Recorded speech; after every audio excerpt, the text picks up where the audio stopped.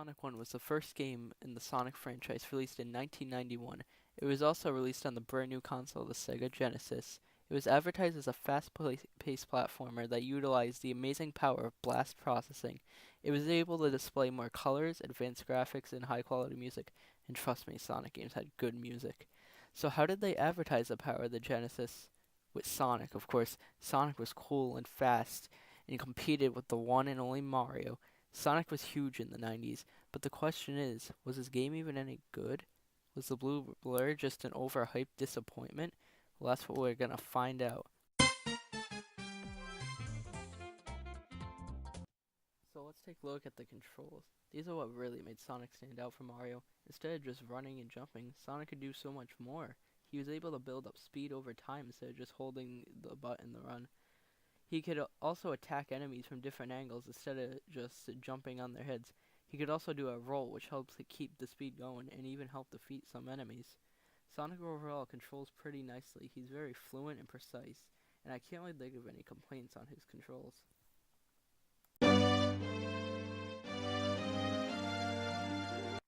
So let's dive into the story. What can I really say? It's just a 90s platformer. The story is short and simple. The mad scientist, Dr. Robotnik, has captured the woodland creatures called Flickies, and he's using them to power his robots. So the brave blue hedgehog, Sonic, has to save the Flickies and defeat the evil Robotnik. However, one thing that always bugged me was the zone transitions. At one point you're in a green happy plain area, then you're in a dark lava temple. It kinda is just a minor nitpick, but it still kinda bothers me. So that's all I can really say for the story. It's a nice start for the series, and certainly better than later games like 06 or Shadow the Hedgehog.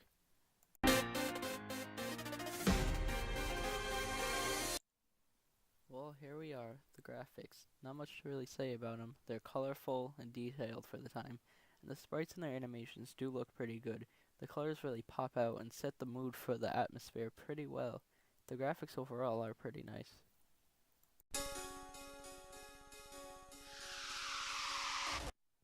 Well, to talk about the level design, we're gonna have to look at each zone one at a time.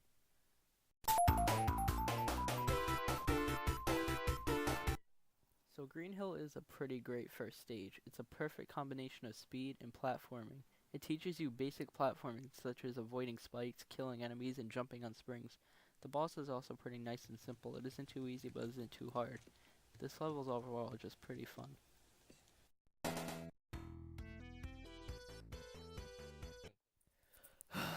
Well, now we're on to Marble Zone.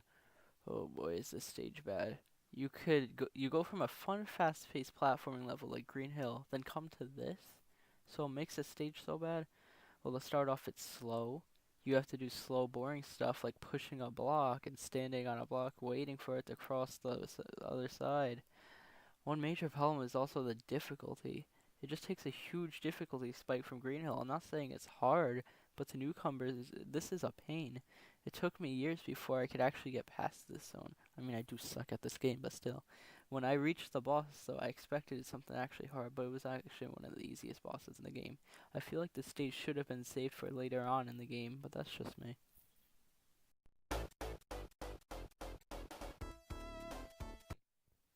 So now we move on to the Spring Yard Zone. I actually really love this one. While streaming this, someone in the chat said they had trouble with it, but I really can't see why. This level is a fun combination of speed and platforming, and I feel as if it should have been before Marble Zone. This stage is actually pretty easy. Sure, these moving blocks are pretty boring, but besides that, this is a fun, fast-paced level. The boss is actually pretty easy. You just gotta let him take the block and then hit him. This is overall just a pretty fun stage.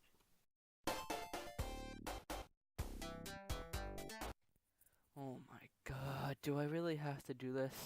Alright, Labyrinth Zone sucks. The water makes Sonic so slow and tedious to control. The limited supply of air bubbles is annoying.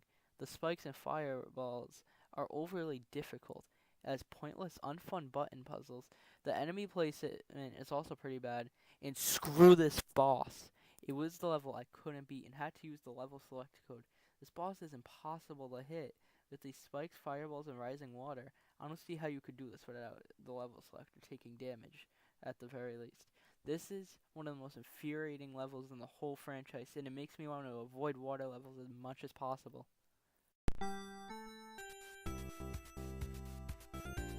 after the train wreck that was Labyrinth Zone, did the next level improve? Well, yeah. Starlight Zone is probably my favorite zone in the game. It has loads of speed and fun platforming. The stage isn't too difficult as well. The boss is also pretty fun, and it even has two ways to kill him. Either use the bombs or launch yourself at him with the bombs. This is overall a pretty great zone, and my favorite. So we're on the final level, Scrap Brain Zone. Jeez, does this stage have a lot of platforming. Some of these sections require pixel perfect timing.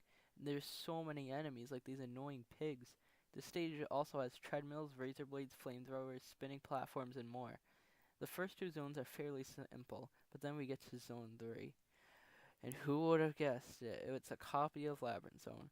It's also a little more difficult, and it's annoying as hell. Then we get an actual transition onto the final boss. The final boss is like really simple. It's honestly one of the easiest in the whole franchise. All you have to do is wait for him to calm down, and then you hit him. And oh, sometimes he dodges. He shoots lasers that you have to dodge. After that, it ends with Sonic running down Green Hill with all the Flickies saved, and then Eggman taunted me about not getting the emeralds. Oh yeah, I don't think I talked about the emeralds, huh? So, to get the emeralds, you have to get 50 rings by the end of the stage, and you will then see a big ring. You hop into it, then you're in a weird area with birds and fish flying around in the background. It's honestly pretty trippy. The point is to get the emerald. You have to break these blocks to get in it though. The level is always rotating as well, so you need to stop yourself from falling into the goals and exiting the stage. You could also change the rotation, and sometimes there is annoying bumpers. I only played the first one, so I'm not sure if it gets too challenging, but I'm assuming does get pretty tricky. If you need all six emeralds, that's right, six, not seven, all you get is a slightly different cutscene at the end, and not much else. I don't think these stages are worth it just for a different cutscene. But if you're a completionist, I guess you can go ahead. So what else can I say that hasn't been said about this game? It's just Sonic 1. I guarantee you've played it before, considering it's on almost every possible device.